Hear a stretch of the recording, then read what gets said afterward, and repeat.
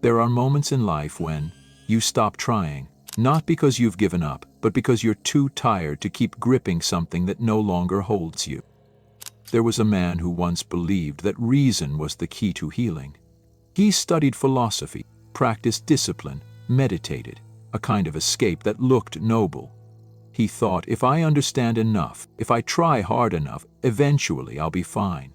Until one day, on a ski trip in Norway, he slipped off the slope, fell off a cliff, lost consciousness, a broken leg, blood everywhere. But what he remembered wasn't the pain, it was the blankness, soft, quiet, almost gentle, as if someone placed a hand on his forehead and whispered, "It's okay, you can stop now." In those 2 brief minutes between life and whatever comes after, he stopped resisting, stopped trying to understand, to hold on, to push through. There was only release. And the strangest part? It wasn't terrifying, it was healing. Because it turns out, letting go isn't an action, it's a process. The nervous system, the emotions, the body and the memories, slowly unraveling something that once felt like a part of you. This video is a journey into that process, to help you understand why we cling, why letting go hurts so much, and what truly waits for us on the other side of release.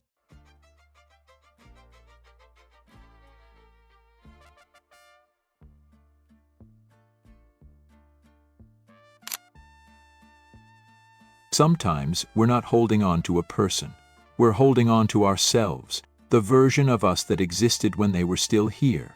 The self that was softer, more hopeful, more meaningful. When they leave, we don't just lose them, we lose a part of ourselves we no longer know how to reclaim. That's why letting go hurts so much.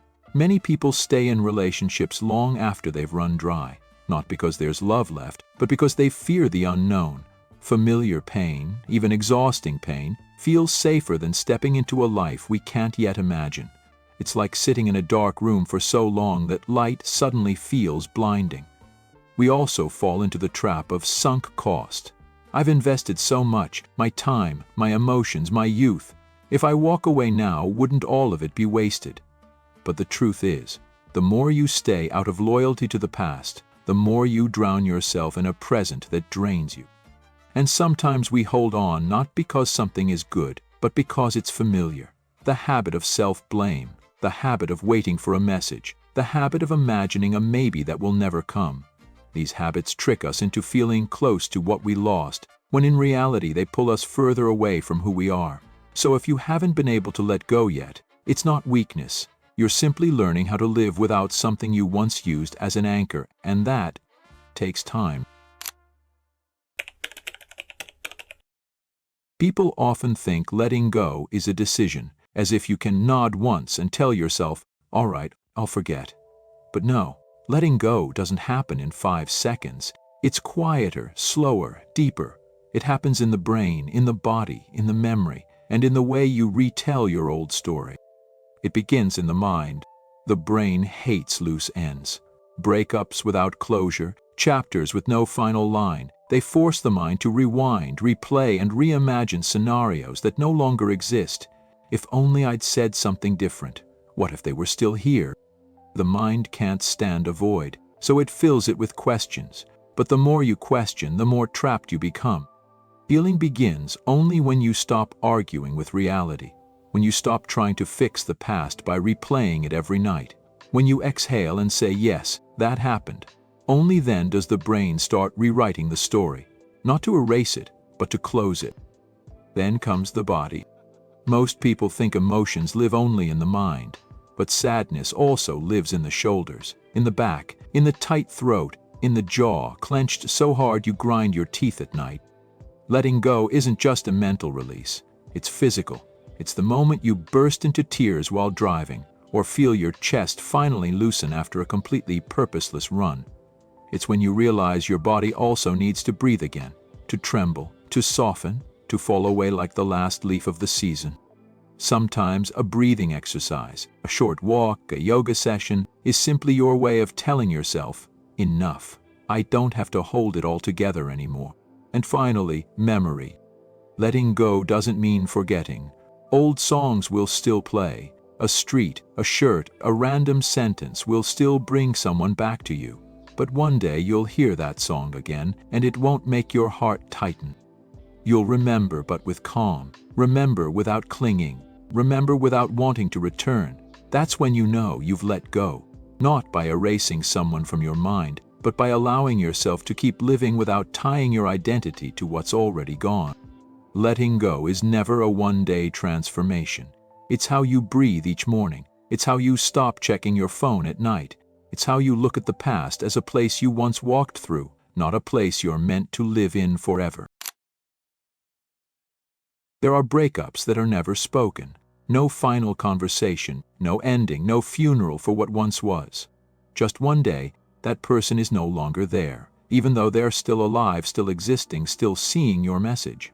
That is the hardest kind of loss, not saying goodbye to someone who died, but saying goodbye to someone who still exists, just no longer belongs to you. They're out there somewhere, laughing, living, moving on. They just no longer have a place for you in their world. And every time you see them appear, you feel yourself disappearing a little more. What hurts most isn't losing them. It's losing the version of yourself you were when you were with them.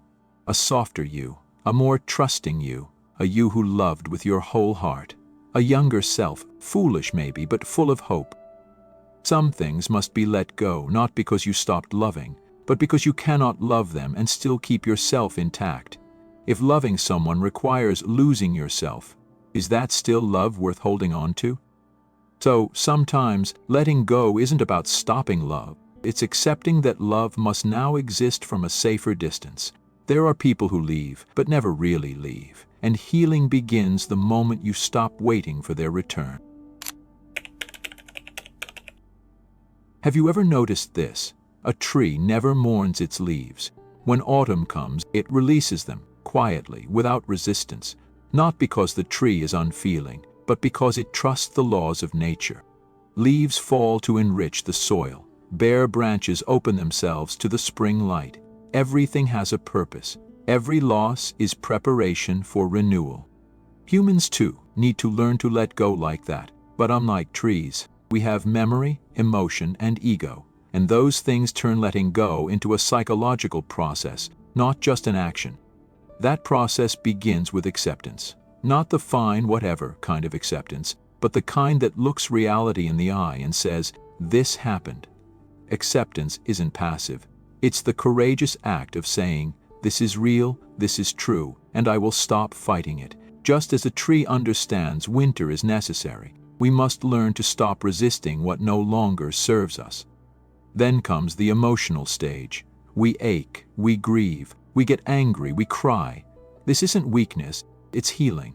If a leaf could breathe, it might panic as it breaks from the branch, but the tree doesn't cling. It lets the leaf fall and trusts the earth to hold it.